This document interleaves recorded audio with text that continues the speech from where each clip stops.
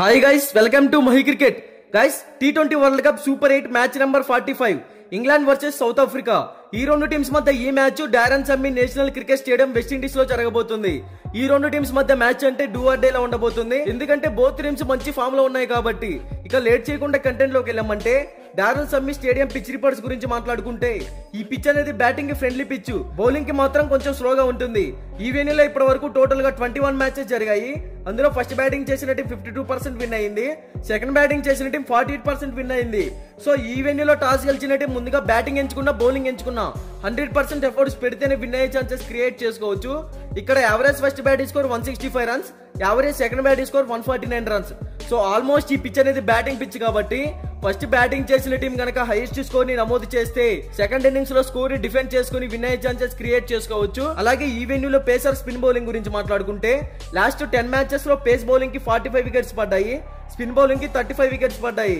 అందువలన కొంచెం face bowlers కి ఈ పిచ్ అనేది అనుకూలంగా ఉంటుందని చెప్పుకోవచ్చు. ఇక బోత్ టీమ్స్ కి సంబంధించిన హెడ్ టు హెడ్ గురించి మాట్లాడుకుంటే ఇప్పటి వరకు ఈ రెండు టీమ్స్ మధ్య టోటల్ గా 25 మ్యాచెస్ జరిగాయి. అందులో బోత్ టీమ్స్ 12 మ్యాచెస్ అయితే విన్ అయ్యాయి. So head to head records లో బోత్ టీమ్స్ ఈక్వల్ ఫ్యాక్టర్ లోనే కనపడుతున్నాయని చెప్పుకోవచ్చు. ఇక బోత్ టీమ్స్ గురించి మాట్లాడుకుంటే ఇంగ్లాండ్ టీం కెప్టెన్ గా జాస్ బట్లర్ అయితే నాయకత్వం వహిస్తున్నాడు.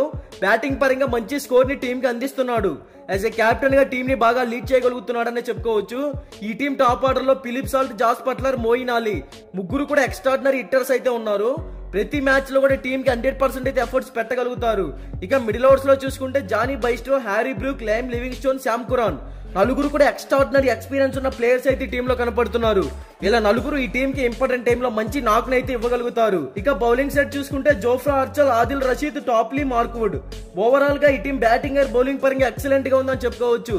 ఇక సౌత్ ఆఫ్రికా టీం గురించి మాట్లాడుకుంటే సౌత్ ఆఫ్రికా టీం కెప్టెన్ గా ఎడెన్ మార్కరమ్ అయితే నాయకత్వం వహిస్తున్నాడు. బ్యాటింగ్ పరంగా టీం కి ఒక పెద్ద స్కోర్ అయితే బిల్డ్ చేయగలుగుతాడు. యాజ్ ఏ కెప్టెన్ గా టీం ని బాగా లీడ్ చేయగలుగుతున్నాడు.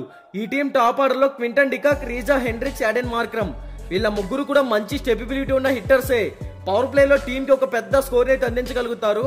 ఇక మిడిల్ ఓవర్స్ లో చూసుకుంటే David Miller, Heinrich Klaasen, Tristan Stubbs, Marco Jansen middle order లో కూడా అందరూ హిట్టర్సే ఉన్నారు. ఈ టీమ్ లో టీం కి అవసరమైనప్పుడు మంచి స్కోర్ అయితే వీళ్ళు అందించగలుగుతారు. ఇక బౌలింగ్ సైడ్ చూసుకుంటే కేశవ్ మహారాజా, కగిసో రబాడా, నోట్రేజ్ సంసి వీళ్ళు కూడా ఎక్సలెంట్ బౌలర్సే. ఓవరాల్ గా ఈ టీం కూడా బ్యాటింగ్ ఆర్ బౌలింగ్ పరంగా స్ట్రాంగ్ అని కనపడుతుంది. ఆల్మోస్ట్ ఈ రెండు టీమ్స్ మధ్య మ్యాచ్ అంటే బిగ్గెస్ట్ రైవల్రీలా ఉండబోతుంది.